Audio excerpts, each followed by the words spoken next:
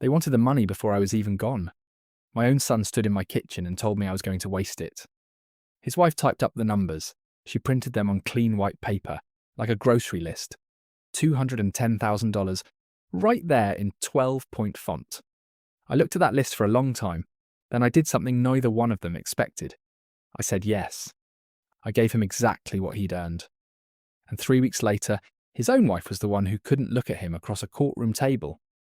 But before the table, there was the kitchen. My name is Franklin Hollis. I am 73 years old. I built boats and I fixed boats for 46 years on the coast of Maine. I did not raise my voice in that kitchen. I have never needed to raise my voice to be heard. I just needed to be patient. I have always had time. Curtis stood by my refrigerator holding that piece of paper like it was a subpoena. He's my only son, 38 years old, going soft in the middle the way men do when they stop working with their hands. He wouldn't look me straight in the eye. He looked at the paper instead like it could talk for him. "Dad," he said, "I need my inheritance now. Before you waste it." I didn't answer right away. I finished pouring my coffee. I like it black, no sugar, same as I've liked it since I was 19 years old on a lobster boat out of this same cove. I set the pot back on the burner. Then I turned around and looked at my son standing in my kitchen, in the house I built with my own hands for his mother, holding a list somebody else had typed for him.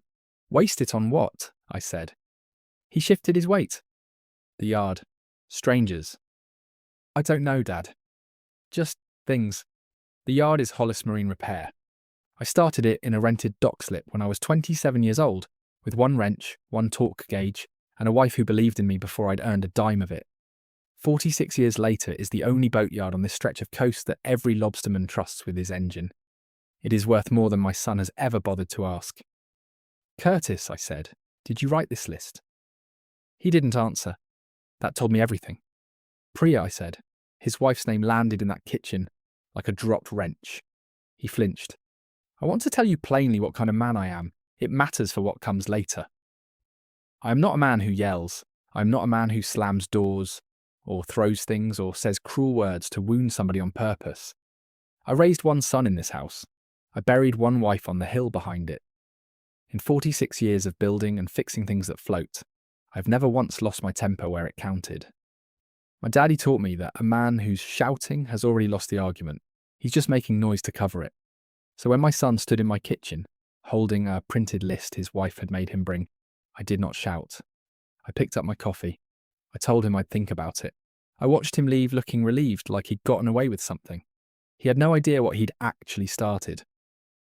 Let me take you back 3 months, to before any of this.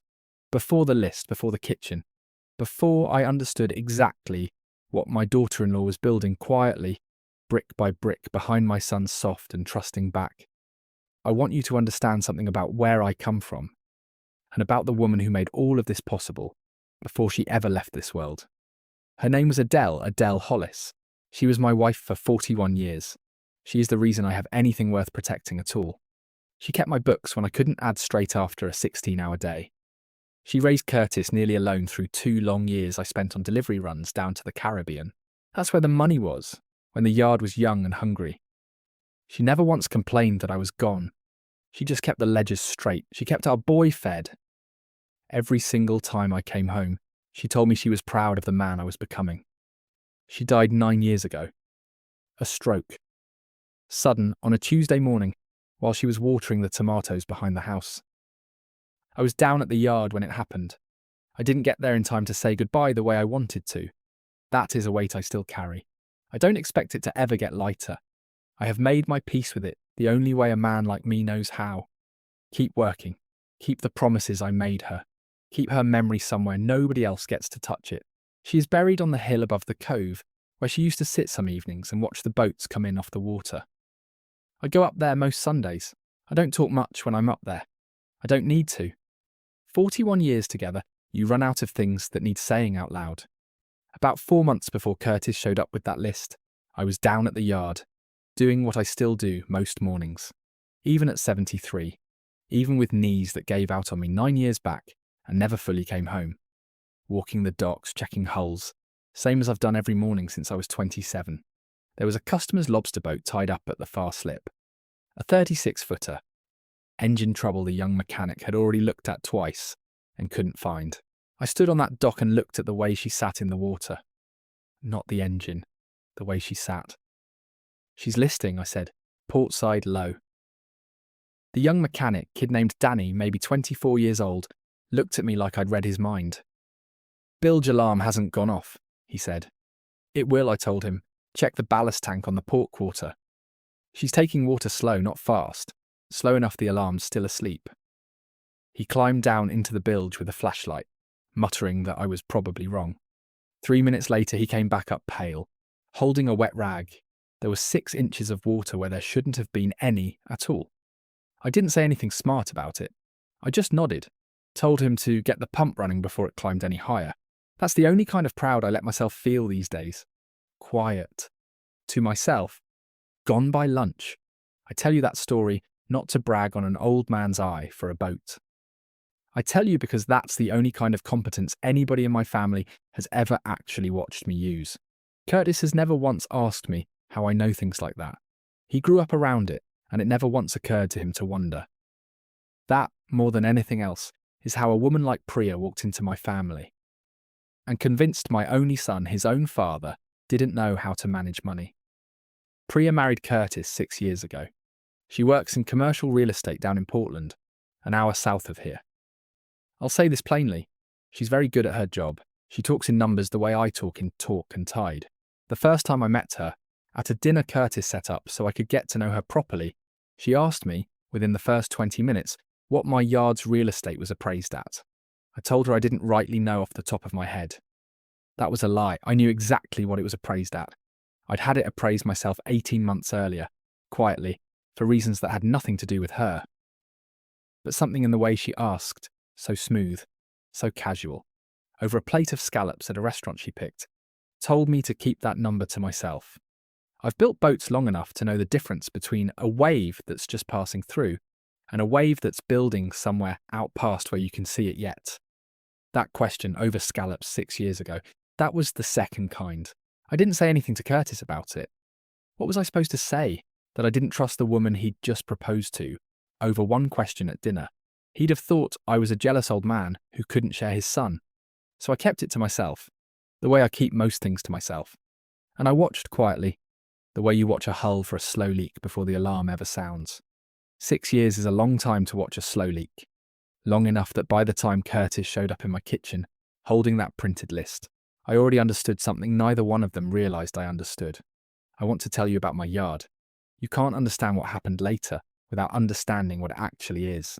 Hollis Marine Repair sits on Ferry Road, on a tidal inlet in a town called Belfast Cove, about 20 minutes north of Rockland, up the coast from Portland. It isn't fancy. It's a working yard. Travel lift, 2 long sheds, a machine shop I built myself board by board over 4 decades. Every lobsterman on this stretch of coast trusts us with their engines, because I have never once cut a corner in 46 years. Neither has anybody I've hired.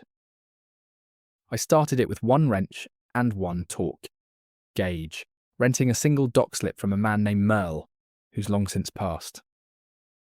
Adele kept the books at our kitchen table those first 10 years, by lamplight some nights because we couldn't yet afford to heat the whole house past 9 o'clock. We built that yard together, dollar by dollar, engine by engine. By the time Curtis was in high school, we finally owned the land outright, free and clear. Today that yard, the land, the buildings, the equipment, the customer relationships built up over decades, is worth considerably more than either my son or his wife has ever bothered to find out. I have never told Curtis the real number. I've let him believe, because he's never asked otherwise, that it's just a family business, the way a man might describe a corner store. It is not a corner store. It has not been a corner store for a very long time. 9 years ago, right after Adele passed, I did something I have never fully explained to my son. I sat down with a lawyer I'd known for over a decade, a woman named Renee Delacroix out of Rockland, and I restructured how everything I own is held. Not because I distrusted Curtis, because Adele, in one of the last real conversations we ever had, told me something I have never forgotten. She was sitting up in bed, weak already, though neither one of us said the word out loud yet. She took my hand and she said, "Frank, promise me something. Promise me you'll protect what we built." Not from Curtis. From whoever he ends up trusting more than he trusts himself. I didn't fully understand what she meant at the time. I understand it completely now.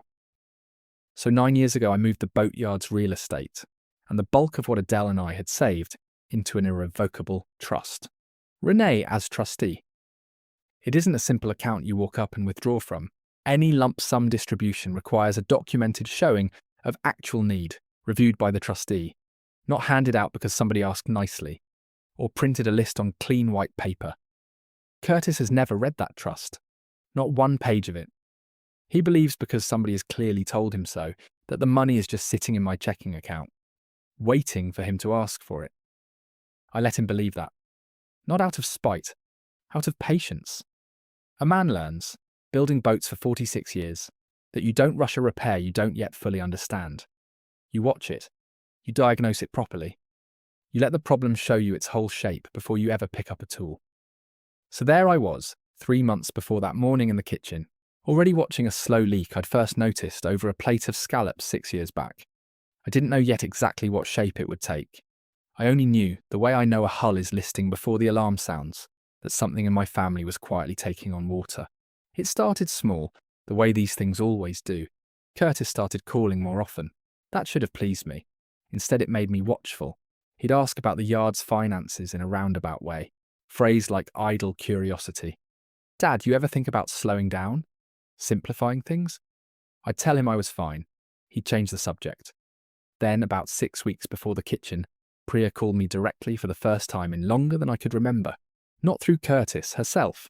Brisk and businesslike, the way she probably opens every meeting down in Portland. "Franklin," she said, "I've been thinking about your situation up there. All that land tied up in a boatyard, at your age, with your knees the way they are. Have you considered simplifying things? Liquidating some of the real estate? It would free up so much capital." I stood in my kitchen holding the phone. I thought about Adele's ledgers kept by lamplight. About 46 years of engines rebuilt with these same 2 hands. I said, very evenly, "I'll think about it." I did think about it. I thought about it plenty. Just not the way she wanted me to. That is where things stood, 3 months out. A slow leak I'd been quietly tracking for 6 years was finally climbing fast. Fast enough that even a young mechanic with no experience at all would have heard the bilge alarm going off.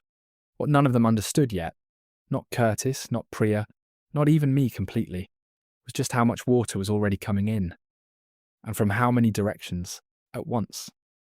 2 days after Curtis handed me that printed list, I drove down to Rockland to see Renee Delacroix. I didn't call ahead. I just showed up at her office on Main Street, the way I've done maybe 4 times in 9 years, always for something that mattered. Renee's office smells like old paper and good coffee. She's a small woman, sharp-eyed, maybe 60 years old. She's held my trust papers since the year Adele died. She looked up when I walked in, set her pen down slow, the way people do when they can tell you didn't come to chat. "Franklin," she said. "What's wrong?" "Curtis wants his inheritance early," I said. $210,000.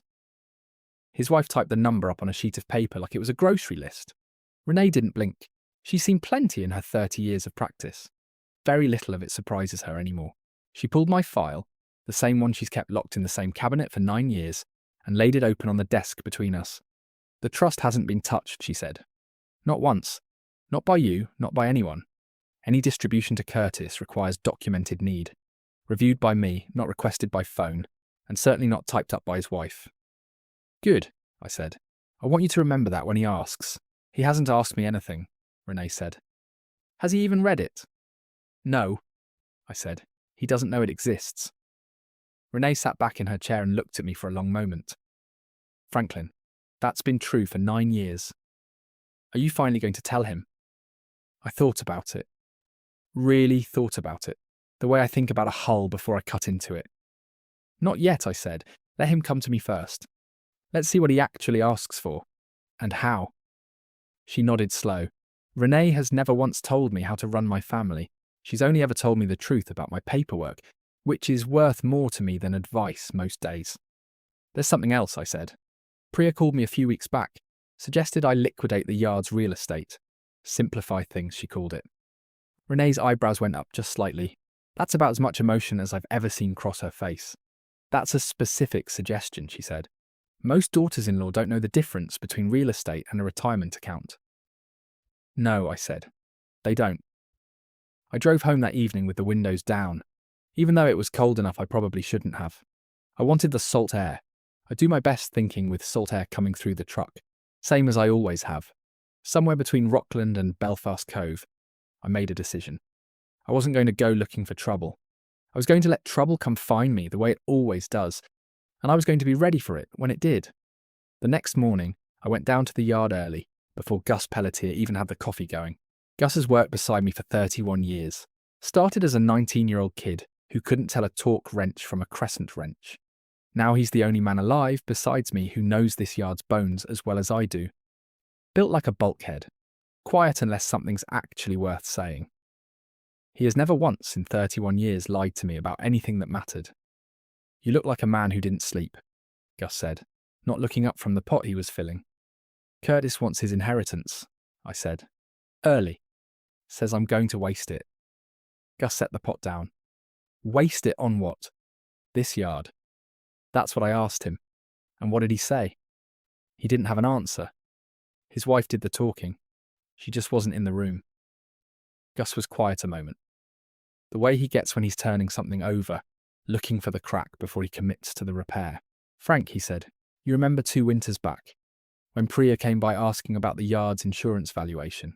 Said it was for their own home policy, cross-referencing something. I hadn't remembered that. Not until he said it. Go on. I thought it was strange at the time, Gus said. Home policy's got nothing to do with a commercial marine yard's valuation. I gave her the general number, the public one, off the sign out front. Figured it was nothing. I stood there a long moment, letting that settle. Adele used to say I had a face like still water. I believe her. Gus couldn't read a thing off me even after 31 years of trying. But inside, that still water was churning plenty. Anything else you remember? I said. Anything at all that seemed off, even a little. Gus scratched his jaw. There was a fella came around here about 4 months back. Suit and tie didn't fit in at all down on the docks. Said he was doing a waterfront survey for the town. Walked the whole property line. Took pictures. Asked Danny where the property boundaries actually sat. A town survey, I said. That's what he told Danny. I didn't think much of it.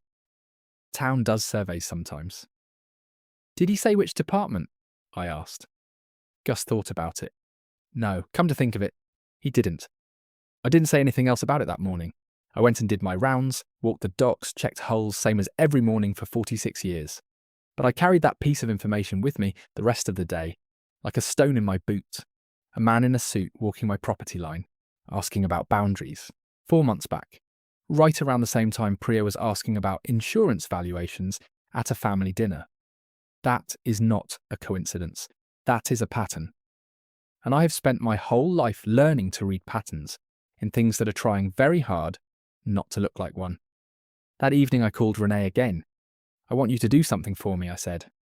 Quietly. Find out if anyone's pulled a title search on the yard's waterfront parcel in the last 6 months. That's a specific request, Renee said. You have a reason to think someone has. I have a pattern, I said. I don't have proof yet. Give me a few days, she said. I want to tell you something about patience. It's the only real weapon I've ever used in my whole life. People mistake it for weakness every single time. Right up until the moment it isn't. My father taught me to fix an engine the same way he taught me to handle a man who's trying to cheat you. You don't go at it hard and fast. You listen to it first. You let it run a while so it shows you exactly where it's broken. Tear into it too soon, before you understand the whole problem, and you'll fix the wrong thing. The real trouble just keeps running underneath, waiting for you to walk away, satisfied. I have been listening to my daughter-in-law for 6 years. I intended to keep right on listening until she showed me the whole shape of what she was building.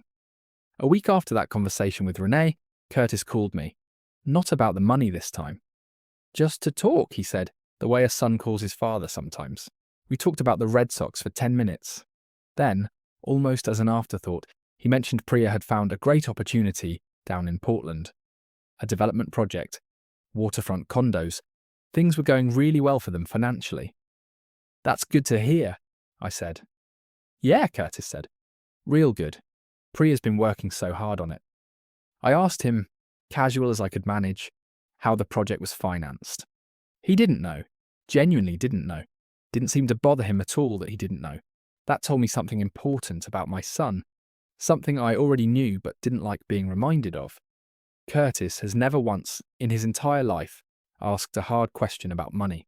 Adele and I sheltered him from the lean years so thoroughly, he grew up believing money simply arrived when you needed it. The way water comes out of a tap. He never watched us count pennies at the kitchen table by lamplight. He never had to. That is not his fault. It is mine and Adele's. I have made my peace with that.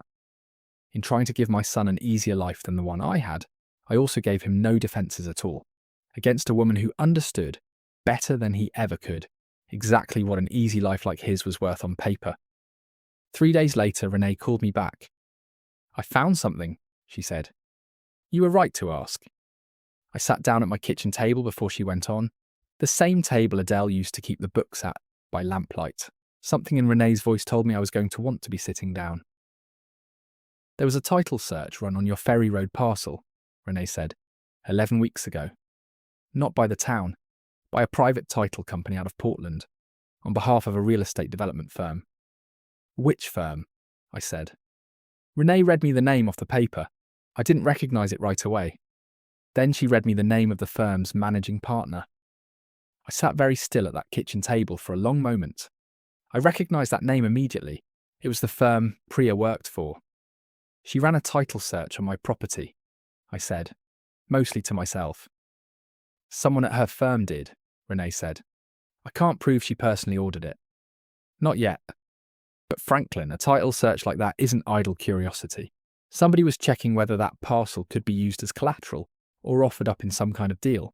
That's not a casual inquiry. That costs money and it takes intent. I thought about the man in the suit, walking my property line, asking Danny about boundaries. I thought about Priya at dinner 6 years ago, asking what my land was appraised at, over a plate of scallops she'd chosen. I thought about my son standing in my kitchen, holding a printed list he hadn't written himself, asking for $210,000 before I wasted it. The picture was starting to take a shape. I still didn't have all of it, but I had enough now. Whatever my daughter-in-law was building, it wasn't built around love for my son, or patience for an old man's slow decline. It was built around a number, and my property, and a timeline she hadn't shared with anyone in my family, including her own husband. "Keep digging," I told Renee, quietly. "I want the whole shape of it before I say a word to anyone." A few days later, Gus tracked down something himself without me even asking him to. He came into the shop office one morning holding his phone out, a photo pulled up on the screen. "Danny found this," Gus said. Kid still had it saved from 4 months back, snapped it without thinking much of it at the time, just because the fella struck him as odd. I looked at the photo. It showed a man in a grey suit standing near the property line by the north shed, clipboard in hand, exactly as Gus had described him weeks earlier. But in the background, half cut off at the edge of the frame, was the man's car, parked on Ferry Road. A magnetic sign on the door I could just barely make out. "Can you make that sign out?" I asked, squinting. Gus zoomed in as far as the photo would allow. It was blurry but readable enough, a real estate development firm's logo. The same firm Renee had named to me over the phone days earlier, the one Priya worked for. "That's her firm," I said, quiet. "Didn't figure it was a coincidence," Gus said. "Man doesn't do a town survey with a private developer's logo on his car door." I sat with that photo a long moment, the last piece of an early suspicion finally locked into place. Priya hadn't just run a title search from her desk.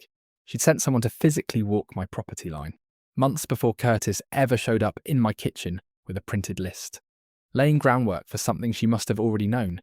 Even then, she was going to need eventually. I called Renee that same afternoon and told her about the photo. "That's useful," she said. "Not conclusive on its own. A contractor could theoretically borrow a company vehicle for personal use, but combined with the title search and the insurance questions, it paints a very consistent picture. Someone at that firm was assessing your property as a potential asset well before any inheritance request was ever made. She was building toward this for longer than I realized, I said. People usually are, Franklin. By the time it finally surfaces, Renee said. The mistake most folks make is assuming a betrayal like this happens all at once. It rarely does. It's usually years of small, quiet decisions, each one seeming reasonable enough on its own, until you finally step back and see the whole shape of what they add up to. I thought about my own life in that light for a moment. 46 years of small, quiet decisions, each one reasonable on its own, adding up eventually into a boatyard, a marriage, a son, a whole life built one Tuesday at a time. It struck me, sitting there in my kitchen, that the same patient process that built something worth protecting could just as easily, in the wrong hands, build something worth tearing down. The tools weren't so different. It was only ever the intention behind them that mattered. You know, Renee said. Before we hung up, most men in your position would be angry right now. I am angry, I said. I've just never found much use for showing it. That weekend I did something I hadn't done in longer than I want to admit. I went down to the yard on a Saturday, alone. I climbed aboard the old workboat tied up at the end slip, the one Adele used to pack lunches for and ferry out to me on slow Sundays, back when Curtis was small enough to sit on my lap at the wheel. She's not much to look at anymore. Weathered hull, patched twice, an engine I've rebuilt 3 separate times because I never had the heart to replace her with something newer.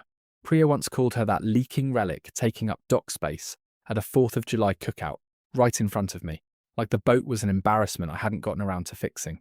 I went below into the little cabin, where Adele used to keep a logbook of every trip we ever took on that boat, mostly for the fun of it, dates and weather and what fish we caught. Nothing important. I hadn't opened that logbook in years. I sat down on the narrow bunk and started flipping through it, mostly out of grief, if I'm honest. Mostly just wanting to see her handwriting again. About 2/3 of the way through, tucked between 2 pages, I found an envelope, sealed. My name written on the front in Adele's hand, the same careful cursive she used for everything. Grocery lists and birthday cards and the yard's own books. I sat there a long while before I opened it. 9 years is a long time to carry a letter you didn't know existed. My hands weren't as steady as I'd have liked when I finally broke the seal. It wasn't long. Adele was never one to waste words, on paper or out loud. It said, Frank, if you're reading this, it means you finally went looking, which means something finally gave you a reason to. I hope it took longer than a few years. I hope Curtis grew up steady, and this letter just sits here gathering dust. But if it doesn't, if someone comes for what we built, you'll know what to do, because I already told Renee everything, and she'll know exactly when to say it. Protect the boy from the debt he doesn't know he's carrying. Not from himself. From whoever taught him to stop asking questions. All my love. Always. Adele. I sat in that cabin for a long time after I read it. Long enough that the tide changed and I felt the boat shift under me. The way it always has. The way it always will, as long as somebody keeps her afloat. I didn't fully understand the letter yet. The debt he doesn't know he's carrying. I thought at first she meant something about Curtis's own finances. Some old bill from years back I'd forgotten about. It wasn't until Monday morning, when Renee called me again, that the letter's real meaning came into focus. It came into focus fast. The way a fog bank clears all at once when the wind finally shifts. Franklin, Renee said, I need you to sit down again. I'm sitting, I said, though I wasn't, not yet. I sat down anyway because I've learned to trust that tone in her voice by now. My colleague in Portland, a man I've worked with for years on title matters, did some digging into the development project your daughter-in-law's firm is running. The waterfront condos Curtis mentioned to you. Go on, I said. It's stalled, Renee said. Has been for over a year. A permit dispute with the city froze construction. The whole project is sitting there, half-built, bleeding money every month it sits idle. Priya and her partners took out a bridge loan to cover carrying costs while they fought the permit issue in court. A significant one. How significant? I asked. My colleague couldn't get the exact figure, Renee said, but the loan documents reference a balloon payment structure. The whole amount comes due at once on a set date rather than being paid down gradually. And Franklin, there's something else. The loan is personally guaranteed. Not by the development firm, by Priya and Curtis, jointly, on their household assets. I sat very still at my kitchen table. Curtis co-signed a loan he doesn't know about. I said slowly, for a project he thinks is going really well. That would be my read of it, Renee said. I can't confirm the exact terms without more digging, but the shape of it fits everything you've described. The title search on your property, the insurance valuation questions 2 winters back, Priya suggesting you liquidate your real estate to free up capital. If this bridge loan is coming due and she doesn't have the money to cover it, she needs a source of cash. Fast. And she needs it to look legitimate. An early inheritance from a wealthy father-in-law who's getting careless would fit that need perfectly. I thought about Adele's letter again. Protect the boy from the debt he doesn't know he's carrying. She'd written those words 9 years before any of this happened. Somehow she'd understood, better than I had, exactly what kind of trouble our son's easy life would eventually walk him into. There's more, Renee said, her voice even more careful than before. This is not confirmed. I want to be clear about that. But my colleague heard, second-hand, through people adjacent to Priya's firm, that there are questions being raised internally about a client escrow account, money that's supposed to sit untouched during a transaction, held in trust for the buyer and seller. If that account came up short at some point, and someone quietly covered the shortfall to avoid it being noticed. You're telling me she might have taken money that wasn't hers, I said. I'm telling you there are rumours, Renee said. Nothing more than that. Not yet. But rumours like that, combined with a stalled project and a balloon payment coming due, would explain a great deal. Fi takabay. Why she's suddenly in such a hurry to get her hands on your money instead of her own. I sat there a long moment, looking out my kitchen window at the water beyond the trees, thinking about my son standing right where I was sitting, holding a printed list he hadn't written, asking for $210,000 before I wasted it. He had no idea. That was the part that sat heaviest in my chest. My son wasn't a villain in this story. He was a man who'd never learned to ask hard questions, married to a woman who'd built her entire plan around the fact that he never would. Renee, I said, how long until that balloon payment comes due? She was quiet a moment, checking something. Based on what my colleague could piece together, and it's an estimate, roughly 11 weeks from now. 11 weeks. I did the math without needing paper. That put the payment due right around the same time Curtis had originally suggested, in his printed list, that the inheritance needed to be settled. That wasn't a coincidence either. Nothing about this had been a coincidence. Not since the very first question over scallops 6 years back. I want you to keep the trust exactly where it sits, I told Renee. Don't distribute a dime until I say so. But I also want you to prepare the documentation for a legitimate distribution, in case Curtis ever actually shows documented need of his own, separate from anything his wife is trying to engineer. If my son genuinely needs help someday, I want to be ready to give it to him honestly, on the terms Adele and I set up, not on a timeline Priya invented to save her own skin.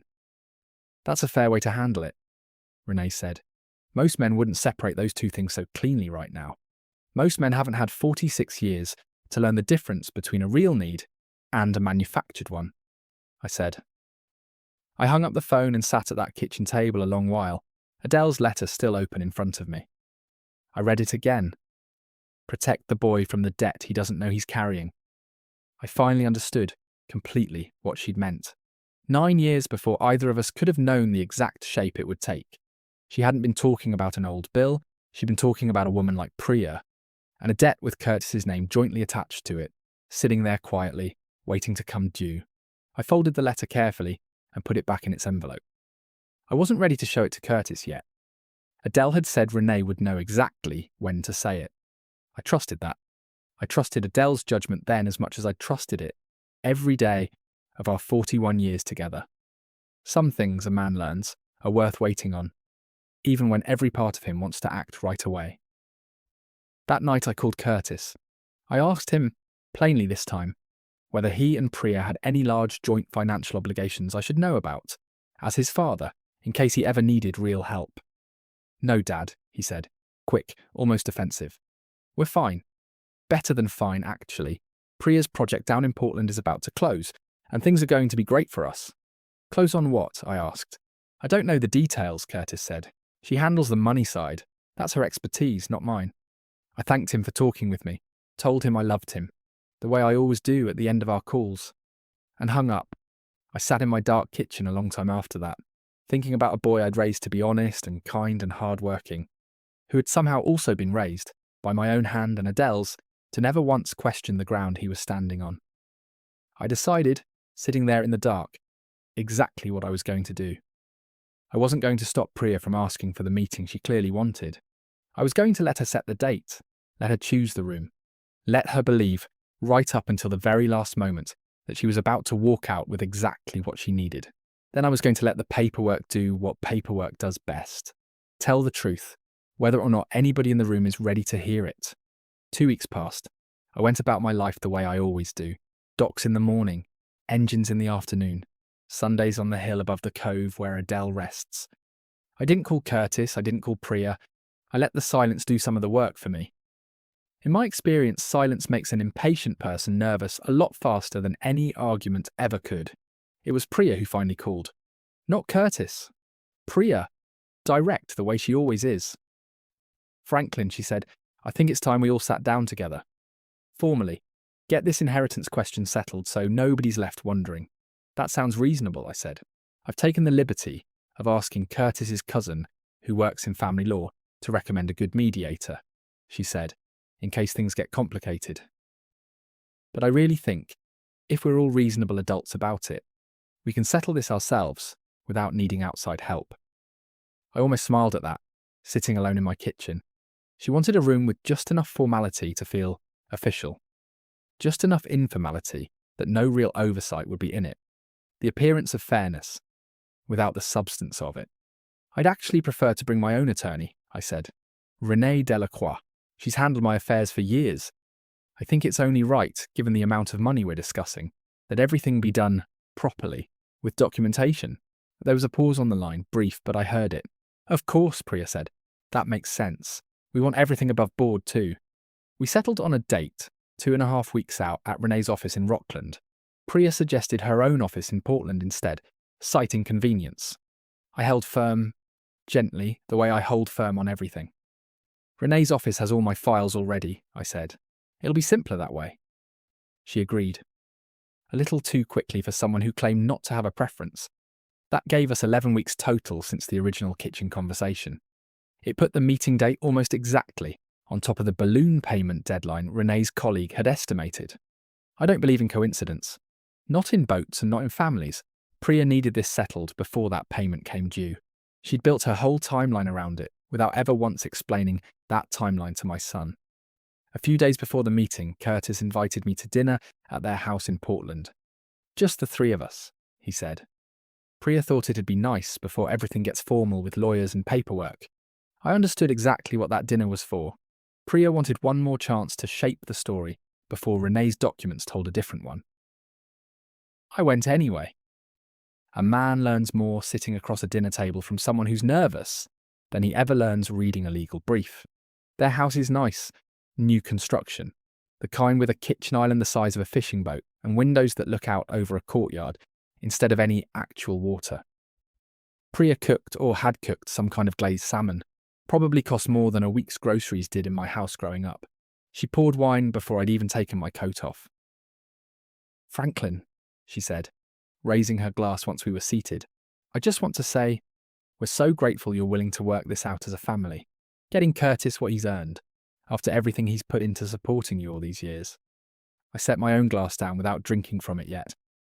What has Curtis put into supporting me? Exactly, I asked, mild as still water. Curtis looked uncomfortable. Priya didn't miss a beat. Emotionally, she said, being there for you since your wife passed. That's real support too, Franklin, even if it doesn't show up on a balance sheet. It doesn't, I agreed. Nothing that matters most ever does. We ate a while in something close to comfortable silence. Curtis asking about the yard. Me giving him short, honest answers, the way our conversations have gone for years now. Then, somewhere around the second glass of wine, I asked Priya, as casually as I could manage, how her Portland development project was coming along. Something in her face changed for just a fraction of a second. So brief I might have missed it, if I hadn't spent 46 years learning to read the smallest shift in a whole's balance before it becomes a real problem. She recovered fast. It's going wonderfully, she said. We're actually very close to closing on the next phase of financing. Which bank? I asked. Still mild, still just an old man making dinner conversation. "Oh, it's a bit complicated," she said, waving a hand. "Multiple lenders involved, the way these big projects usually work. You wouldn't find it very interesting, honestly." "Try me," I said. "I ran a business for 46 years. I understand financing better than folks give me credit for." Curtis laughed, a little too loud, the nervous laugh of a man who can feel tension in a room without understanding its source. "Dad's sharper than he lets on, Priya. Ask him about the Yard's book sometime." Priya smiled tight and changed the subject to something about the county's permitting office being slow this time of year. I let her change it. I'd learned what I needed to learn. She was lying to me, smoothly and without hesitation, about a project she'd already, according to Renee's information, personally guaranteed. With joint household assets. That included my son's name. Near the end of dinner, Curtis brought up the meeting directly, the way he probably felt obligated to, sitting there between us. "Dad, I want you to know, this isn't about not trusting you. It's just, Priya thinks it's smart to have things formalised. In writing, for everyone's protection." "That's smart," I said. And I meant it, though probably not the way he took it. I agree completely. Everything should be in writing. I drove home that night with the windows down again, cold air and salt coming through the cab. Same as always. I thought about Priya's face at the exact moment I'd asked which bank was financing her project. I thought about my son laughing nervously, defending a woman who was, at that very moment, sitting across from his own father, lying about the size and shape of a debt that had his name attached to it, whether he knew it or not. I want to say something here, plainly because it matters. I did not enjoy watching my daughter-in-law lie to my face at her own dinner table. There is no part of what I'm telling you that felt good in the moment. I have never taken any pleasure in catching someone in a lie. Even someone I'd come to understand was working against my family from the inside. What I felt driving home that night wasn't triumph. It was closer to grief. The same kind I feel some Sunday mornings on the hill above the cove. Grief for the son I'd raised too soft to see what was happening around him. Grief for the years Priya had spent building this instead of building something honest with the family she'd married into. But grief doesn't stop a leak from sinking a boat. Only the right repair, made at the right time, does that. And I'd spent 6 years, whether I fully understood it or not, preparing the exact repair this situation was going to need. The following week, Renee called with the final piece. "I confirmed it, Franklin," she said. "The balloon payment on the bridge loan is due in 11 days. I got the exact figure from a source at the lending institution, through channels I won't detail over the phone. The number is solid. It's substantial. More than double what Curtis asked you for in that printed list. More than double," I repeated. "Franklin, if this payment isn't made, the loan defaults. Given the personal guarantee, that puts your son's name directly at risk alongside hers, wage garnishment, asset seizure. The whole apparatus the law provides for collecting on a defaulted personal guarantee. Curtis could lose things he doesn't even know he's currently exposed to losing." I sat with that a long moment. Whatever anger I'd carried toward Priya over the past weeks, and I had carried plenty, quietly, the way I carry most things, none of it erased the plain fact. My son was standing in the blast radius of a decision he'd never been part of making. "I want you to draft the distribution paperwork," I said.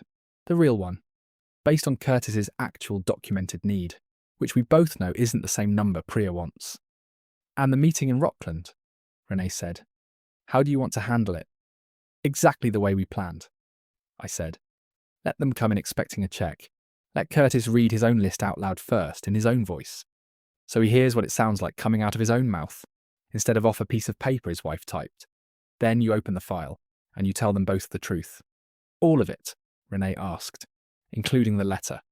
I thought about Adele's handwriting, sealed in that envelope for 9 years, waiting for exactly this moment the way she somehow knew it would come. "Including the letter," I said. She earned the right to have the last word in that room, same as she had the last word in every important decision we ever made together. A week before the meeting date, something happened I hadn't planned for. Curtis showed up at the Yard. Alone. No warning. A Tuesday afternoon, and I was elbow deep in a diesel engine that had been giving a customer trouble for 2 weeks straight. "Dad," he said, standing in the shop doorway with his hands in his pockets. "Can we talk?" "Just us." I wiped my hands on a rag and led him back to the little office where Gus keeps the coffee pot. Curtis sat down across from me. For a long moment he didn't say anything at all, just turned a chipped mug around in his hands, like he was trying to find the right angle to hold it. Priya's been different lately, he finally said. Tense. She keeps saying the meeting next week is just a formality. But she checks her phone more than I've ever seen her check it. She snaps at small things. Last night she cried in the bathroom and told me it was nothing, when I asked. I set my own coffee down carefully. What do you think it is? I asked, keeping my voice even, the same even I'd used with him his whole life. I don't know, he said. That's what scares me. 6 years married to her, and I don't actually know what's underneath most of what she tells me. I used to think that was just because she was private about work. Now I'm starting to wonder if it's because I never asked. I wanted badly to tell him everything right then, sitting in that little office with grease still under my fingernails. Every part of me that loved my son wanted to spare him the week of not knowing that was still ahead of him. But Renee and I had agreed, and more importantly, Adele's letter had asked for exactly this. Not to protect him from the truth outright, to let the truth arrive the way truth arrives best.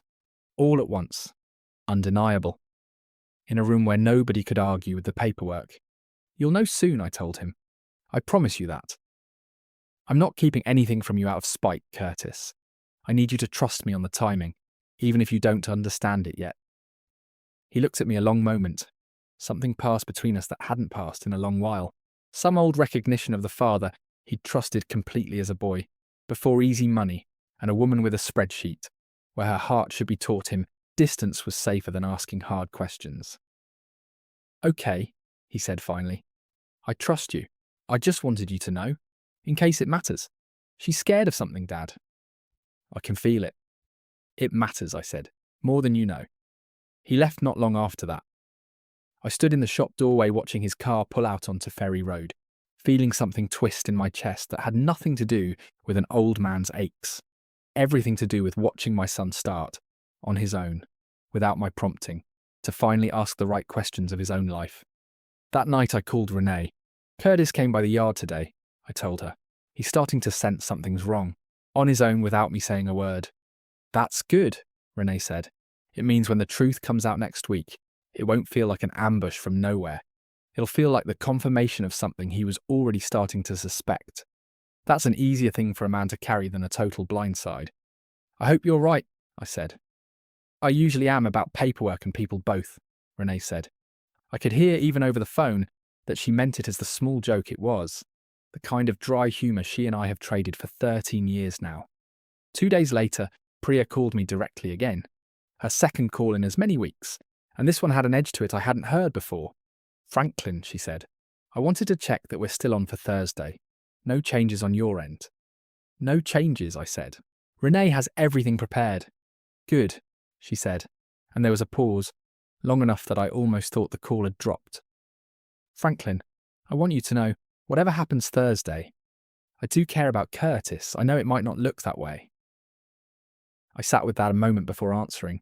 There was something almost human in the way she said it.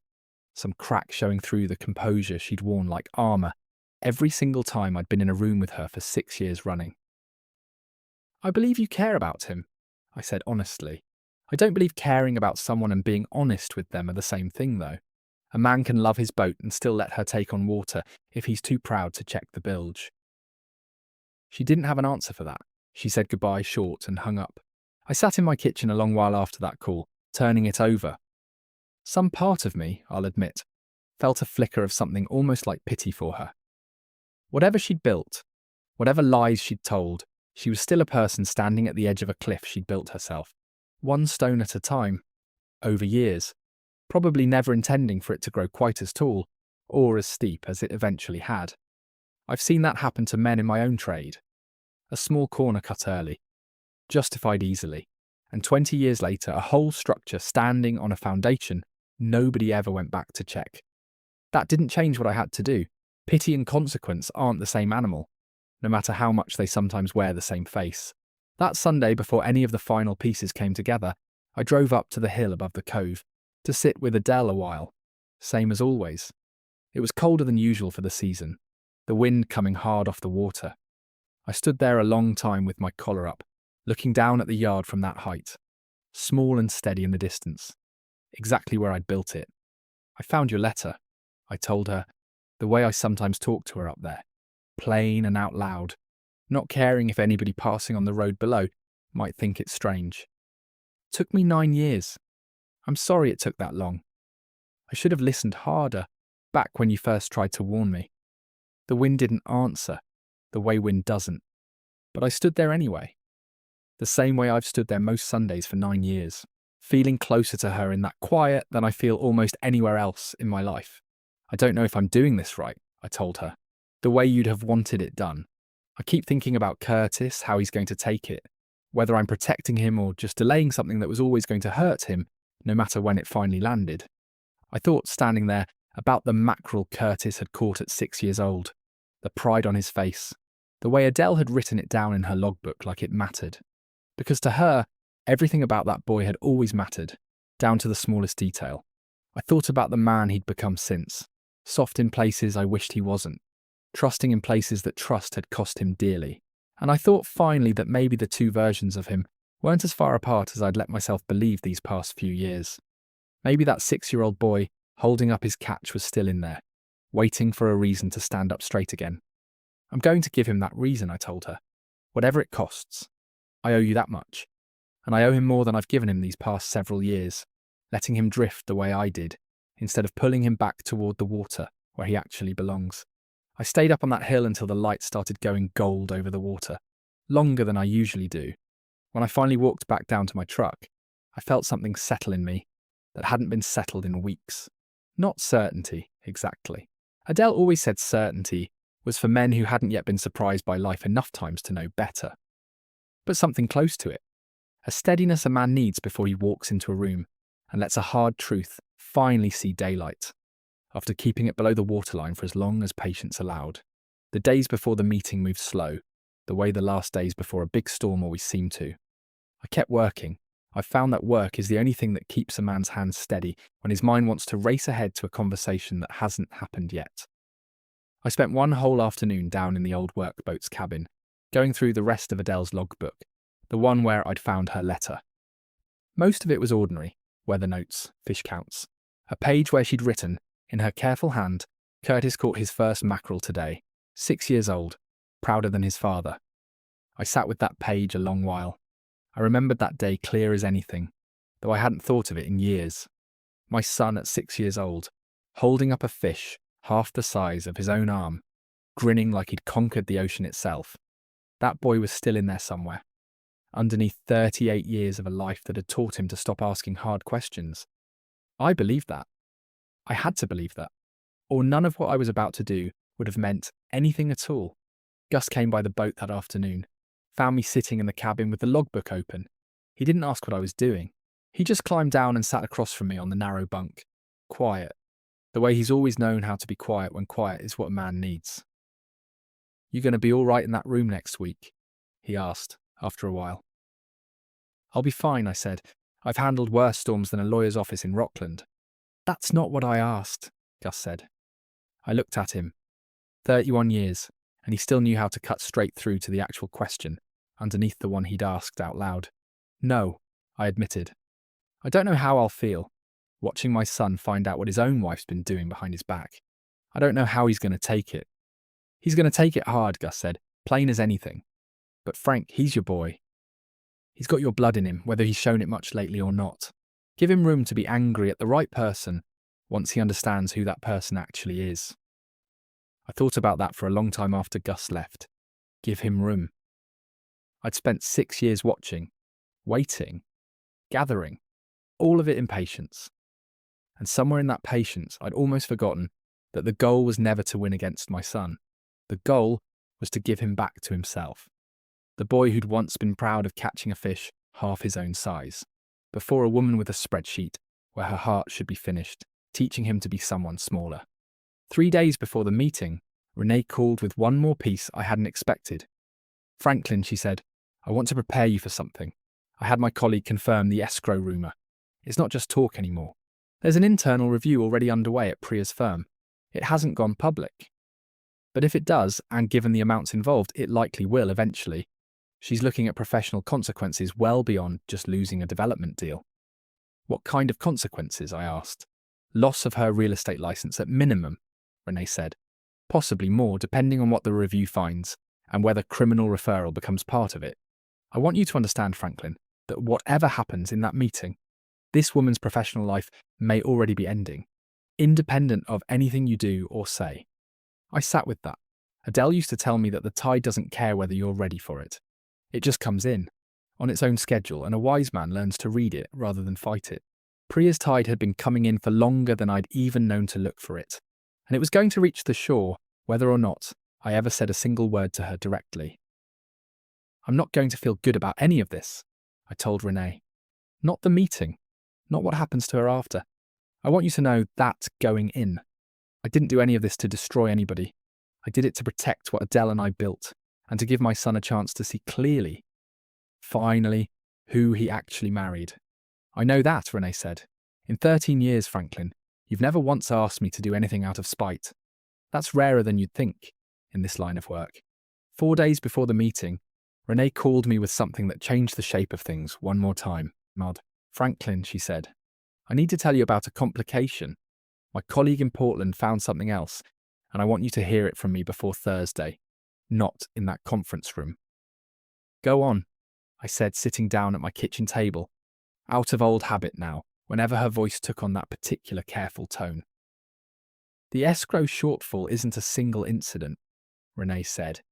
It appears to be the third time in 4 years that Priya has personally covered a discrepancy in a client account before it could be flagged in an audit. The first 2 times, the amounts were smaller, and she apparently used her own savings, or borrowed quietly from family, to make them disappear before anyone noticed. This third time, the amount was too large to cover quietly. That's part of why she needed such a significant sum, and needed it fast. I sat with that a long moment. Family, I repeated. Whose family? That I don't know for certain, Renee said. But Franklin, I want to raise something delicately. Is it possible Priya has, at some point over the past several years, already asked Curtis for money without your knowledge? Smaller amounts, explained away as something else. I thought back over 6 years of dinners and phone calls, and Sunday visits, searching for anything I might have missed, any small request I'd dismissed as ordinary at the time. Nothing came to me immediately, but it planted a seed of a question I knew I'd need to ask Curtis directly, gently, once the dust from Thursday had settled enough for him to hear it without feeling accused of something himself. I don't know, I told Renee honestly. I'll ask him. Not before Thursday. After. He's got enough sitting on his shoulders without me adding a scavenger hunt through old memories to the pile. That's wise, Renee said. One more thing. I spoke with the loan officer at the bank handling the bridge loan through entirely proper channels, since the loan itself involves your son's name. That touches matters I'm entitled to inquire about on his behalf. As a family attorney of record, the officer confirmed the balloon payment date and the guarantee structure. She also mentioned, off the record, that Priya had called the bank twice in the past 10 days, asking about extension options, and been denied both times. She's out of road, I said. She's out of road, Renee agreed, which means Thursday isn't just the meeting she requested anymore, Franklin. It's very likely the last option she has left before that payment comes due, and the guarantee triggers automatically. I want you to understand the full weight of what you're walking into. She may not go quietly. Desperate people rarely do. I thanked Renee for the warning and sat a long while after we hung up, looking out at the water past the trees, thinking about a woman I'd watched for 6 years, without ever fully understanding how deep the water had actually gotten beneath her polished surface. I still felt no anger worth mentioning. Mostly I felt the particular heaviness of a man about to watch something break, something he'd spent years trying to prevent from breaking in the first place, and knowing, with total certainty, there was no longer any way to stop it, regardless of what he did next. The following afternoon I drove into Rockland to see Renee in person one more time before Thursday, mostly to walk through the sequence together, step by step, the way I'd walk a crew through a complicated haul-out before we ever touched the winch. I want to ask you something plainly, I told her, sitting across from her desk. Is there any version of Thursday where this doesn't end with my son's marriage over? Renee considered the question carefully, the way she considers everything, weighing it before she'll commit to an answer. Honestly, Franklin, I don't think so. Not given what we know now. The marriage was already standing on ground that had been quietly hollowed out for years. Thursday doesn't create that hollow.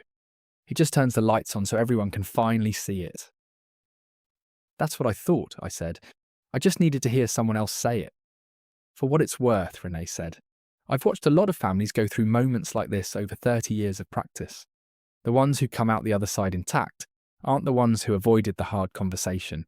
They're the ones who finally had it, however painful, and then did the slow work afterward of rebuilding something honest. I can't promise you Curtis gets there, but I can tell you the alternative. Letting this continue unspoken guarantees he never does. I nodded slowly. Adele used to say something close to that, I told her, about engines and about people both. You can't fix what you won't look at directly. She sounds like she was a wise woman, Renee said. The wisest I ever knew, I said. I've just been trying to keep up with her judgment for 9 years without her here to check my work. Before I left Renee's office that afternoon, she pulled one more document from my file, sliding it across the desk, almost as an afterthought. I want you to see this again, she said, before Thursday, just so it's fresh in your mind exactly what you're protecting and why. It was the original trust document, the one Adele and I had signed together 9 years earlier. Her signature still there beside mine, steady and familiar. The same handwriting from her letter and her logbook, and every grocery list she'd ever left on this same kitchen counter.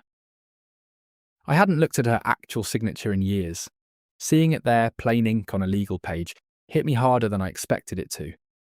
She sat right here, I told Renee, the week before we signed this. Already sick, though we didn't have the full word for it yet. She read every page herself, twice before she'd let me sign anything. Said a man who doesn't read his own paperwork deserves whatever surprise is waiting inside it. She sounds like she'd have made an excellent attorney, Renee said. She'd have told you attorneys just get paid to do what common sense should do for free, I said. For the first time in weeks, I felt something close to a real laugh rise up in my chest. Brief but genuine.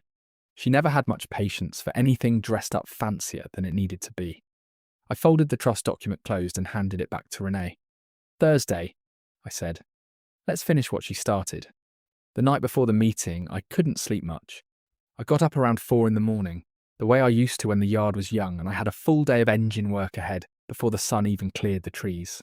I made coffee, black, no sugar, and I sat at my kitchen table, the same table where Curtis had stood holding that printed list, and I read Adele's letter one more time, by the kitchen light. Protect the boy from the debt he doesn't know he's carrying. Not from himself, from whoever taught him to stop asking questions. I folded it back into its envelope, and I drove down to the yard before dawn, because I wanted to walk the docks one more time before everything changed, whatever shape that change was going to take.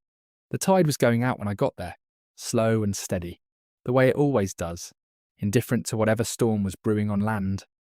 I stood at the end of the dock a long while, watching the water pull back from the pilings. I thought about 46 years of mornings just like this one. None of them had ever prepared me for a morning like the one I was about to walk into. Gus found me there around 6. He didn't say much. He just stood beside me a while, the two of us watching the tide. Then he clapped me once on the shoulder, the way he's done maybe a dozen times in 31 years, always exactly when it mattered most. Whatever happens today, Gus said, this yard's still standing. Adele's still up on that hill, and you're still the most stubborn, most honest man I've ever worked beside. That's not gonna change, no matter what gets said in some office in Rockland. I keep thinking about the boy he was, I said, still watching the water. 6 years old, holding up that mackerel like he'd caught the whole ocean. I don't know how that boy turns into a man who reads a printed list off a piece of paper his wife typed and doesn't hear how it sounds coming out of his own mouth. He's not gone, Gus said. He's just been underwater a while. You've spent 46 years pulling boats up off worse bottoms than that. You'll pull him up too, in time. Might take longer than a Thursday morning meeting, but you will. Danny came down to the dock around then, 26 now. No longer the nervous kid who couldn't find a slow leak without an old man pointing him toward it. He'd heard, the way everybody eventually hears everything in a small yard, that something was happening today, something that had nothing to do with engines or hulls. You need anything before you head out, Frank? Danny asked. Coverage on the boats, anything? Just keep her running steady, I said. Same as always.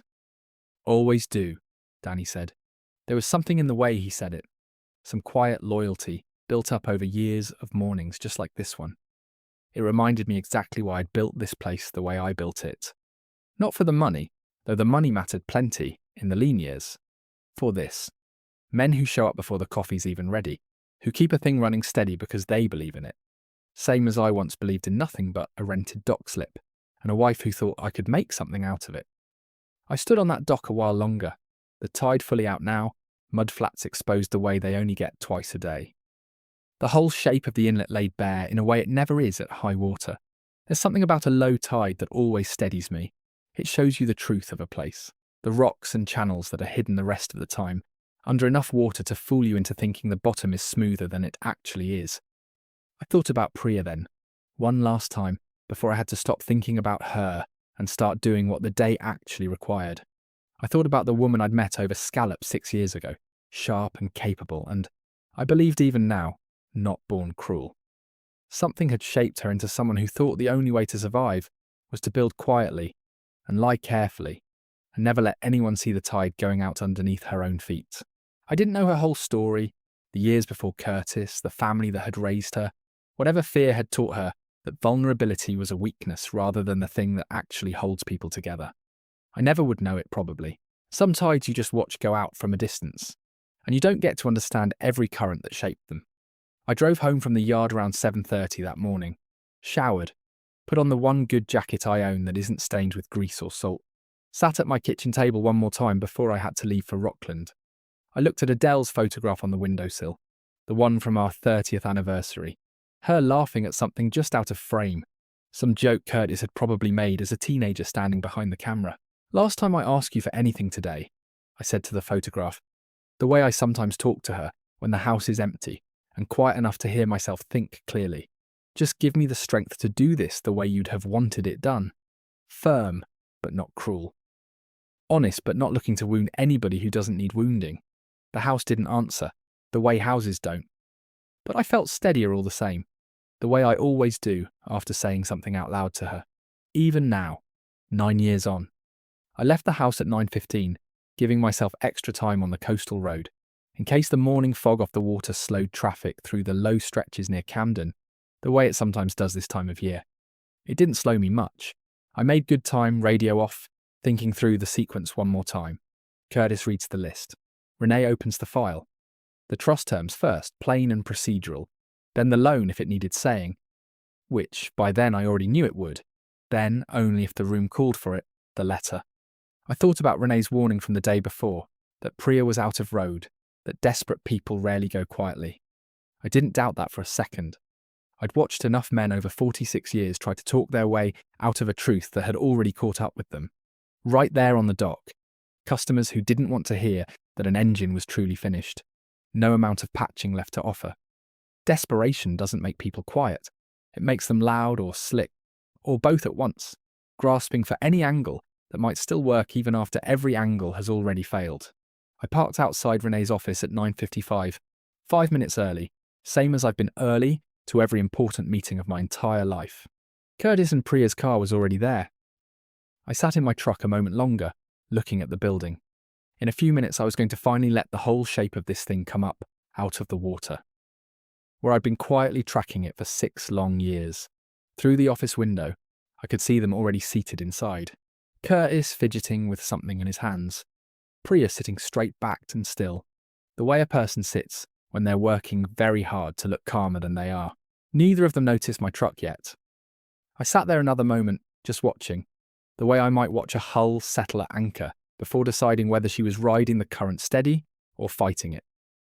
I thought, one last time, about turning the truck around and driving home, letting the balloon payment simply come due on its own, letting the bank's paperwork do the talking instead of me. It would have been easier in a way, quieter at least for me personally. But Adele's letter hadn't asked for easy, and neither had the boy I'd raised whether he knew it yet or not. Some doors, once you understand what's waiting behind them, a man has an obligation to walk through himself, rather than leaving somebody else to open them for him later, alone. Then I got out, straightened my jacket, and walked inside. Renee's office looked the same as it always does, warm wood and stacks of orderly files. Except today there was a conference table set up in the back room instead of her usual desk. 4 chairs around it, a folder squared perfectly in the centre, like it had been placed there with a level. Curtis stood up when I walked in, quick, nervous. Priya stayed seated, composed, a leather folio open in front of her, like she was the one running this meeting instead of merely attending it. "Dad," Curtis said, "thanks for coming." "Of course," I said. I shook his hand, the way I always have, and nodded to Priya, who gave me a smile that didn't reach anywhere near her eyes. "Franklin," she said, "I think we can make this quick and painless for everyone." "I hope so," I said, and I meant that too, though again, probably not in the way she took it. We all sat. Renee took her place at the head of the table, the folder in front of her. For a moment, nobody said anything at all. The 4 of us sitting there in the particular silence that settles over a room right before something important gets said out loud for the first time. "Before we begin," Renee said, calm and even, "Franklin has asked that we start with Curtis reading his original request aloud, in his own words." Curtis looked surprised. He glanced at Priya, who nodded, encouraging, like this was still going exactly the way she'd planned it. He pulled a folded piece of paper from his jacket pocket. The same printed list, I realised, that he'd first shown me in my kitchen weeks earlier, and he unfolded it slowly. He started, then cleared his throat. "I'm formally requesting an early distribution of my inheritance in the amount of $210,000, citing my father's advancing age and the increasing risk of mismanagement of estate assets." The words sat there in the room a moment, ugly in a way they hadn't quite been on paper. I watched my son's face as he heard himself say them out loud. I saw something flicker there, some small recognition of how those words sounded, coming out of his own mouth instead of typed up clean by somebody else's hand. "Thank you, Curtis," Renee said. "Now, before we discuss that request, there's some context the trust requires. I share with all parties present." She opened the folder, but she didn't start reading yet. She looked at Priya first, steady, the way a person looks at someone when they already know exactly what's coming, and want to give them one last honest chance to speak up on their own. "Priya," Renee said, "before I go further, is there anything about your own financial situation you'd like to share with Curtis? Voluntarily, before I do." The room went very quiet. Curtis looked between his wife and Renee, confused, the way a man looks when a conversation has suddenly veered somewhere he doesn't have a map for. Priya's composure held, but only just. I watched her jaw tighten, the same small tell I'd caught at dinner weeks earlier when I'd asked which bank was financing her project. "I don't know what you're referring to," Priya said. "All right," Renee said evenly. "Then I'll proceed." She laid out the trust structure first, plain and unhurried, the way she's explained things to me 100 times over 13 years. She explained that any distribution required documented need, reviewed by her as trustee, and that no such documentation had ever been submitted. Only a verbal request and a typed figure, with no supporting basis at all. Curtis's face fell as he listened. "Dad," he said, "I didn't know it worked like that. I thought..." "You thought it was just sitting in an account," I said gently. "I know, son. That's not your fault. I never explained it to you, and I should have, a long time ago." "Then why now?" Curtis asked, and there was real hurt in his voice, the kind that comes from a man realizing he'd been standing in a room his whole life without knowing where the walls actually were. "Why tell me now, in a lawyer's office, instead of at home?"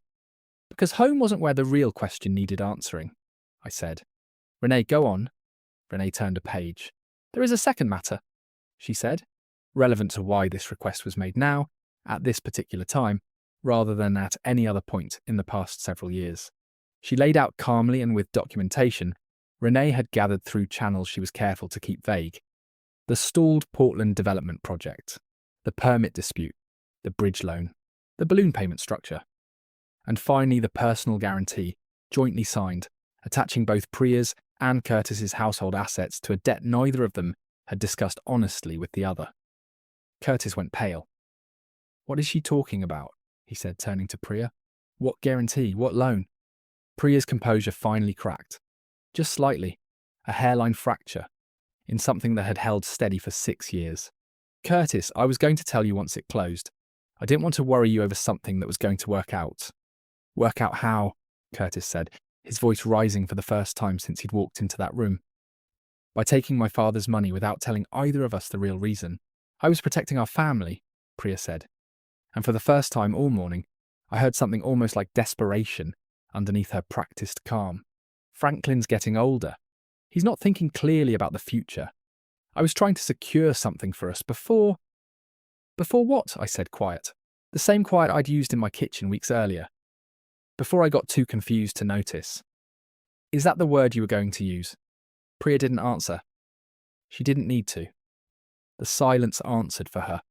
Renee, I said, read the balloon payment date, please. Renee read it aloud. It fell 8 days from that very meeting. 8 days, Curtis repeated, staring at his wife like he was seeing her for the first time in 6 years of marriage. You needed my father's money in 8 days to cover something you personally guaranteed with my name on it. And you were going to let me walk in here and ask for it like it was some kind of favour to me.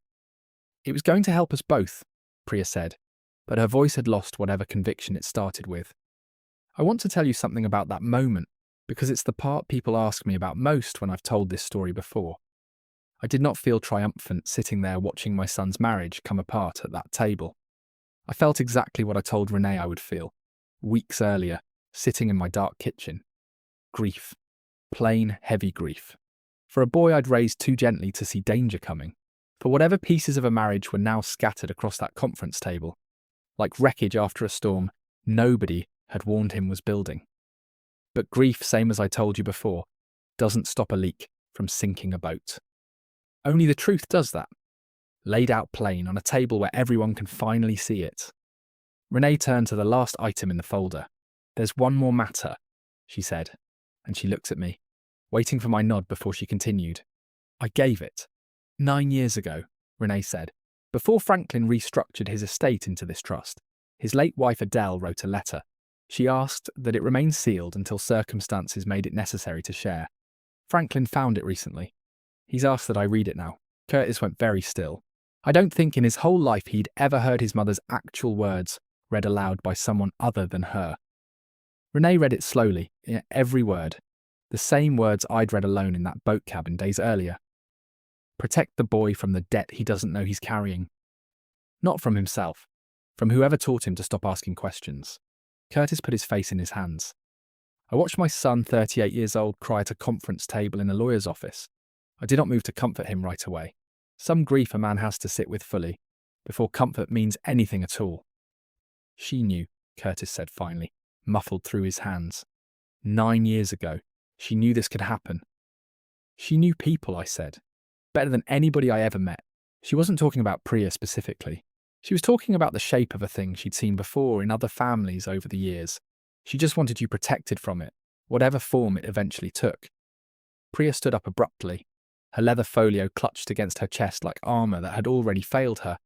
This is a family matter, she said to Renee, sharp now. All pretense of composure gone.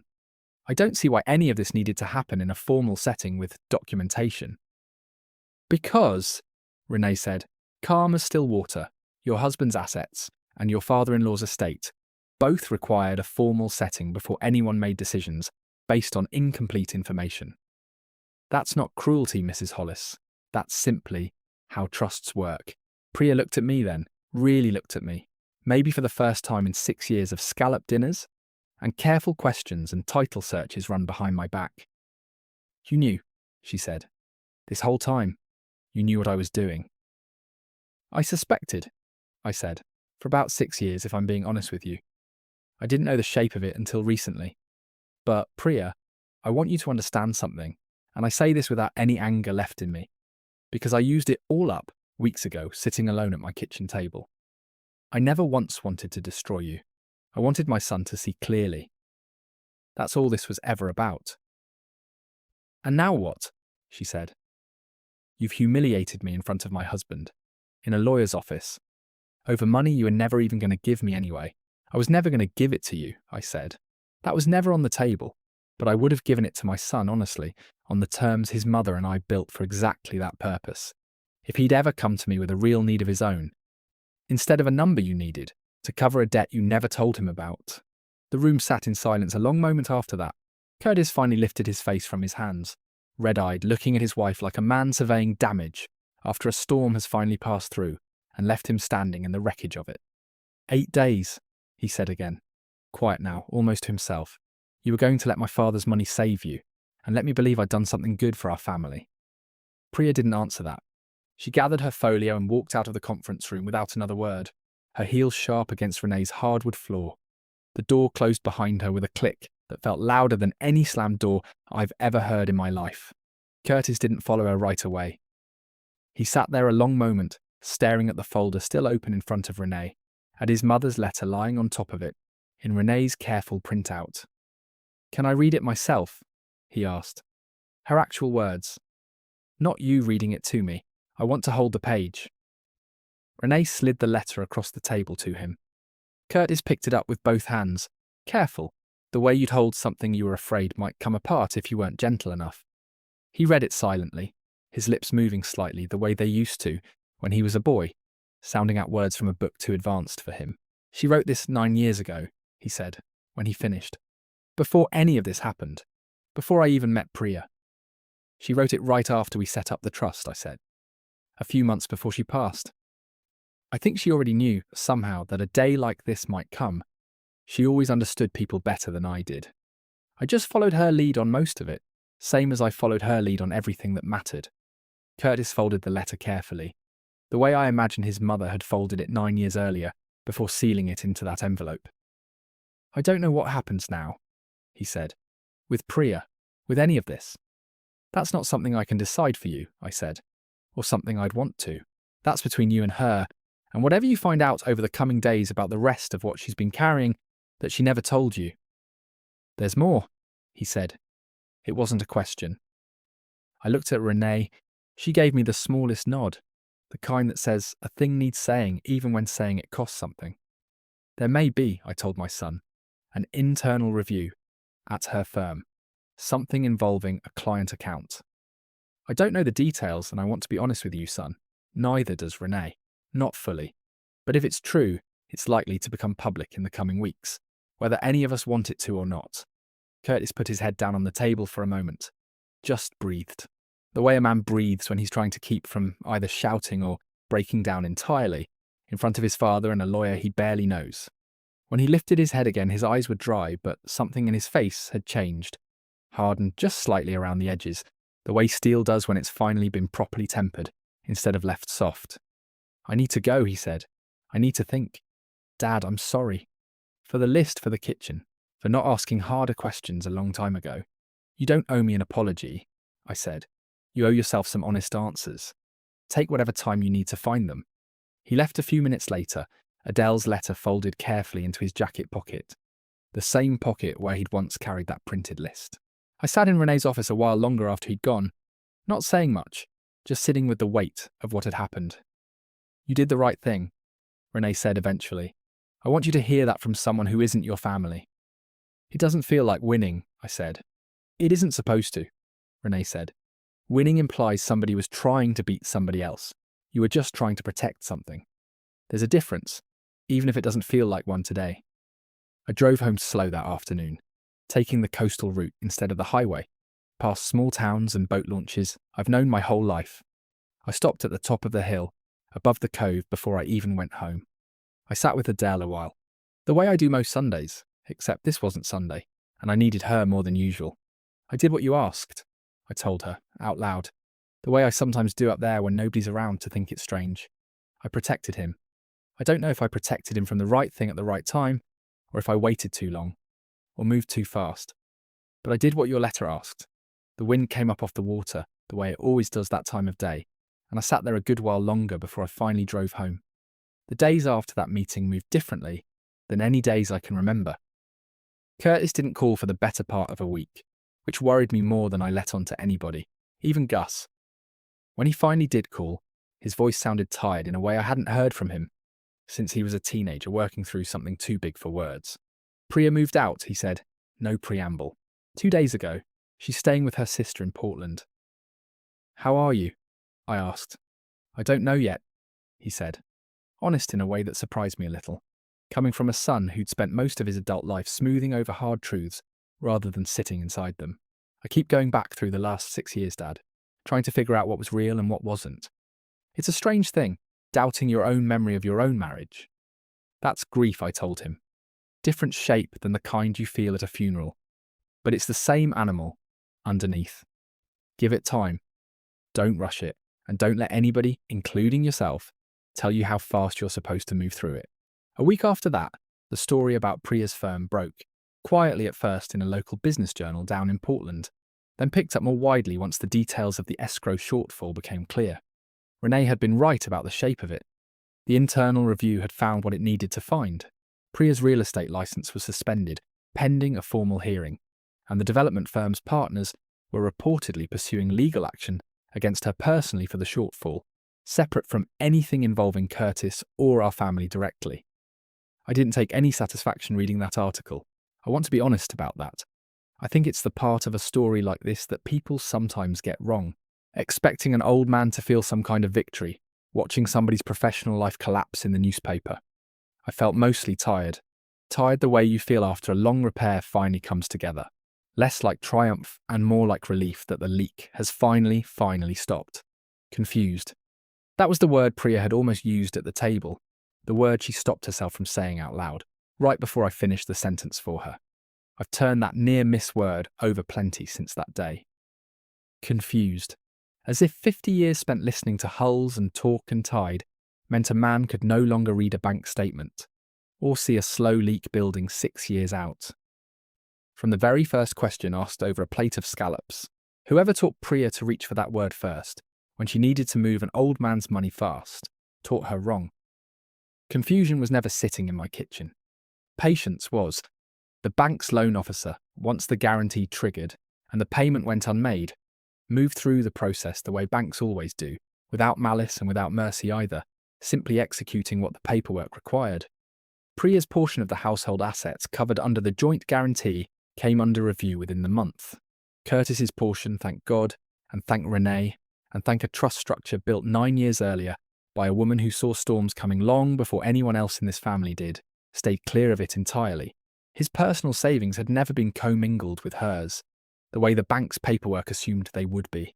Renee had made certain of that detail years earlier, quietly, back when she first drew up some of Curtis's own basic estate planning, as a wedding gift from Adele and me. She never imagined exactly how much that small precaution would eventually matter. Curtis called me about that discovery a few weeks after the meeting, his voice somewhere between relief and disbelief. Renee said my personal accounts were protected the whole time, he told me, because of paperwork you had drawn up for me when I got married. I don't even remember signing half of it. Your mother insisted, I said. She always said a wedding gift should be something that lasts longer than china. She was right about that, same as she was right about most things. I wish I'd known her longer, Curtis said quiet. I mean, I did know her. But I wish I'd known her the way you did. As an adult, somebody who could have warned me the way she apparently tried to. She warned you the only way she knew how, I said. She built protections into your life before she left it, the same way she built protections into mine. You didn't get her advice out loud, son. You got it in paperwork instead. That's still her, just wearing different clothes.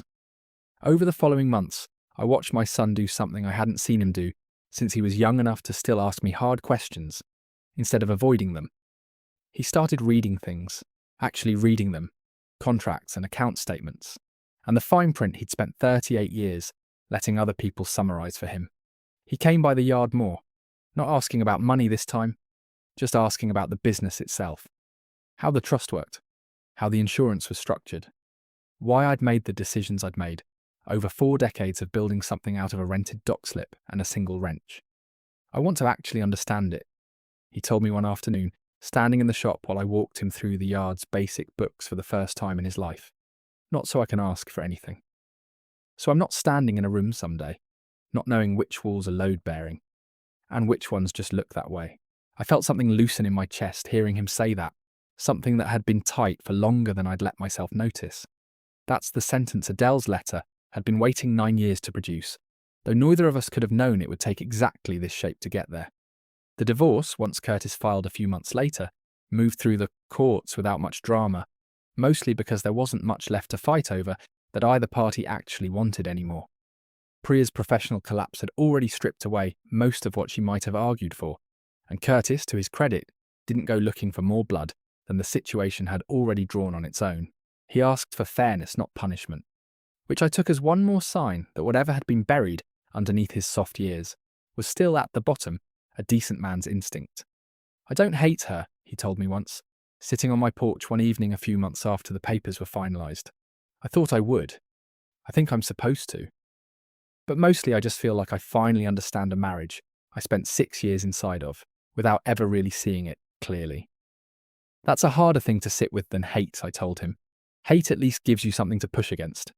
Understanding just asks you to keep living, clear-eyed with what you now know. That's the harder work, but it's the only work that actually gets you somewhere worth being. I want to tell you what happened to the old workboat, because it matters to how this story ends, more than the courthouse paperwork ever did. About 4 months after the meeting at Renee's office, I finally opened the last of Adele's ledgers, the ones I'd been avoiding out of grief more than anything practical, tucked deeper in the boat's cabin than the letter had been. What I found in there wasn't a secret fortune or a hidden deed. It was something quieter, and in its own way, worth more than either. Over the last several years of her life, Adele had been quietly setting aside a portion of the yard's profits, with my knowledge, but not my full attention at the time, into a small fund meant to sponsor a young apprentice each year, someone from a family that couldn't afford the tools, and training to break into a trade like ours otherwise. She'd never told me she wanted her name on it. She just started building it, the way she built everything, quietly, in the margins of a busier life, trusting it would matter eventually, even if nobody noticed it mattering right away. I sat with Renee and we formalised it properly, the Adele Hollis Apprentice Fund, folded into the trust structure she'd already helped me build 9 years earlier. The first apprentice we brought on under that fund started at the yard that same spring. A 19-year-old girl from 2 towns over named Marisol, sharp-eyed and quick with her hands, in a way that reminded me, more than I expected it would, of myself at that age, standing on Merle's rented dock with one wrench and more hope than sense. Curtis asked to help run it. Not the money side, he told me, plainly, the first time he brought it up. The mentoring side. "I want to actually teach someone something," he said. "Not manage a spreadsheet about it.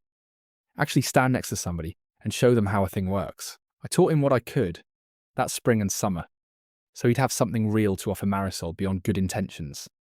He wasn't a natural. Not the way I'd been. Not the way Marisol clearly was going to be, given a few more years. But he showed up, every week, steady, patient in a way I hadn't seen from him before, learning alongside her, sometimes more than teaching her. There was something in watching my son finally get his hands dirty, literally, in the yard his mother and I had built. It felt like a door swinging open. After 9 years of sitting quietly shut, I took him out on the old workboat one evening that summer, just the two of us. The same boat where I'd found his mother's letter. The same boat Priya had once called a leaking relic taking up dock space. I hadn't told him yet, in so many words, what the boat had actually become, quietly over the past year. "I want to show you something," I said, once we'd cleared the mouth of the inlet and cut the engine to drift a while in the evening light. I handed him a folder Renee had prepared, plain and simple, nothing like the leather folio Priya used to carry. He opened it slowly.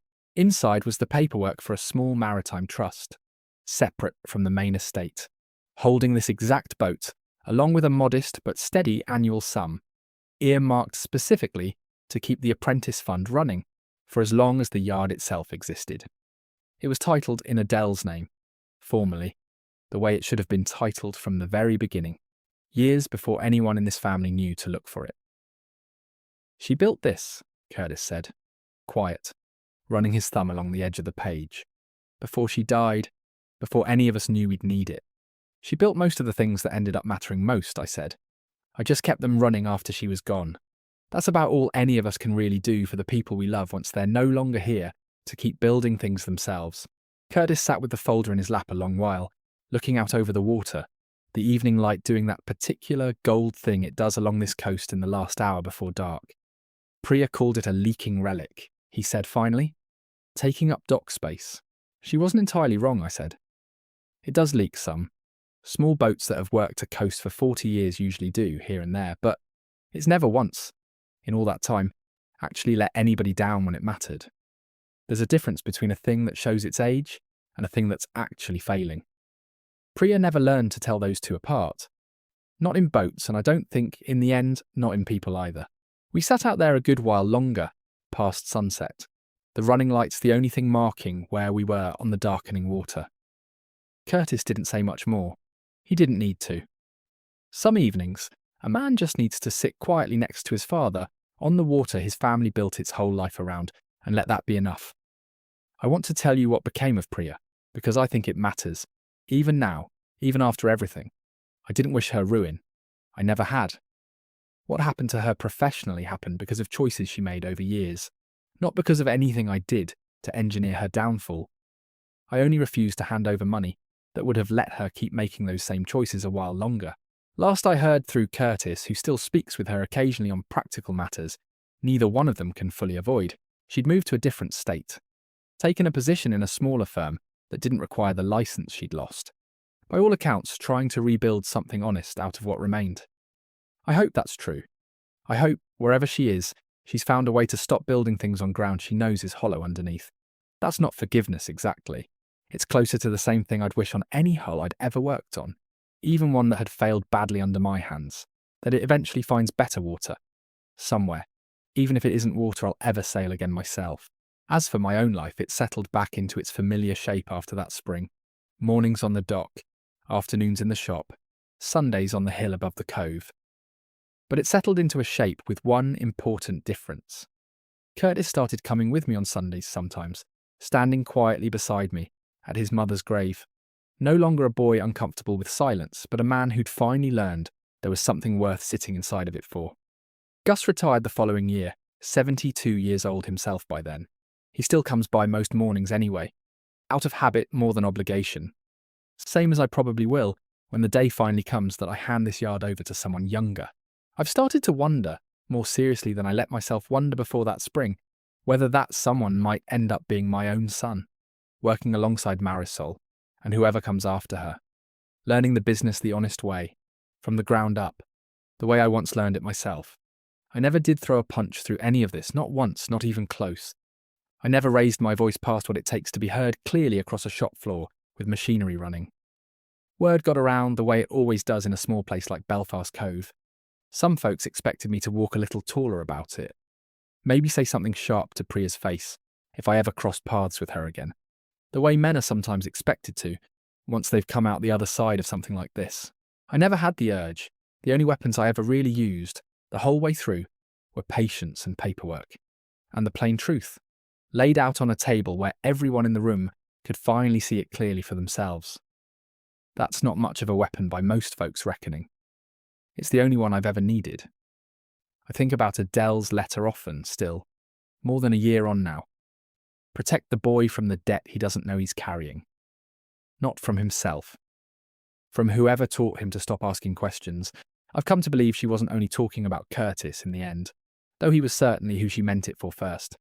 I think she was talking about the particular danger that comes for any of us, at any age, when we let somebody else do our thinking for us, because it's easier than doing the hard work of asking questions ourselves. I was nearly guilty of it too. In my own way, all those years I let myself believe Curtis simply wasn't interested in the business, rather than admitting I'd never once truly invited him in. I fixed that, eventually, the same slow way I fix everything. Not with one grand gesture, with 100 small Tuesdays, teaching him things, letting him ask the questions he should have been asking his whole adult life, answering them honestly, every time, the way his mother would have wanted me to from the very beginning. The workboat still sits at the Ender Slip, still leaking a little here and there the way old boats do, still carrying more weight now than she ever did before. An apprentice fund, a young woman's future, her father and son's slowly mending trust, all resting quietly inside a hull Priya once called worthless. I take her out most Sunday evenings still, sometimes alone, sometimes with Curtis, sometimes now with Marisol along too, learning the inlet's channels the same patient way I once learned them myself, 46 years, and one whole lifetime ago. Last Sunday, Curtis came by the house before we headed down to the boat, and he stood in my kitchen a while, in the exact spot where he'd once stood, holding that printed list. He didn't say much about it directly. He just looked around the room a moment, at the table, at his mother's old kitchen light, and then he looked at me. I'm glad you didn't just give me the money, he said finally. I know that probably sounds strange. It doesn't sound strange to me, I said. Money handed over quick rarely fixes the thing that's actually broken. It just buys you a little more time before the real problem finds you again, usually worse than before. Mom knew that, he said. 9 years before either of us did. She usually did, I said. I've just been trying to keep up with her these past 9 years, one Tuesday at a time. We stood there a moment longer, in the quiet kitchen light. Father and son, finally speaking the same plain language. After too many years of speaking past each other through paper and pride, and a woman who'd nearly cost them both everything that actually mattered. Then we drove down to the yard together, climbed aboard the old workboat, and headed out past the mouth of the inlet, into water that had carried this family, one patient season at a time, longer than either one of us had ever fully understood until now. I've thought a good deal, in the time since, about the number itself, $210,000, typed clean on a sheet of paper, sitting in my kitchen that first morning, like it was the whole story instead of just the smallest part of it. By the time everything settled, that number had grown into something much larger, though not in the way Priya ever imagined it would. The yard itself, land and buildings and equipment together, is worth somewhere north of $4 million today, more than either of my children-in-law, past or present, ever bothered to ask me directly. The apprentice fund Adele quietly built now carries close to $90,000 a year, enough to sponsor 2 young tradespeople instead of just one, a number that will keep growing long after I'm not here to watch it grow. The bridge loan that started all of this, the one Priya needed covered in 8 days, came to just over $600,000? A debt that ultimately cost her a career worth considerably more than that, over what would have been the rest of her working life. Curtis's own personal savings, the ones Adele's 9-year-old paperwork protected without either of us fully realising how much protecting they'd eventually need, sat at just under $90,000 the day the divorce was finalised, untouched. Exactly where they should have been the whole time. I don't say any of that to brag on figures. I say it because a man ought to know the real size and shape of what he's protecting and what it actually costs when somebody tries to take a shortcut through it. Every dollar in that accounting represents a decision, mine or Adele's, made years before anyone needed it to matter. Sitting quietly in reserve, the way a good bilge pump sits quietly in reserve, doing nothing at all until the exact moment it's the only thing standing between a boat and the bottom of the harbour. I never threw a punch through any of it, and I want to say that plainly, one more time, because it matters more than the numbers do. I never raised a fist at my daughter-in-law, never shouted at my son, never once used anger as a tool the way some men reach for it first. The only weapons I ever really carried, the whole way through, were patience and paperwork, and the plain truth laid out where everybody in the room could finally see it. That's not the kind of weapon that makes for an exciting story around a bar somewhere, but it's the only kind that's ever actually worked. 46 years of watching hulls and reading tides, and raising a son who, in the end, found his own way back to the water his family was built on. Marisol finished her 2nd season at the yard not long ago, sharp as ever, already talking about the pressure vessel certification she wants to chase next. Curtis still comes by most weeks to work alongside her, patient in a way that would have surprised the man who once stood in my kitchen holding a printed list.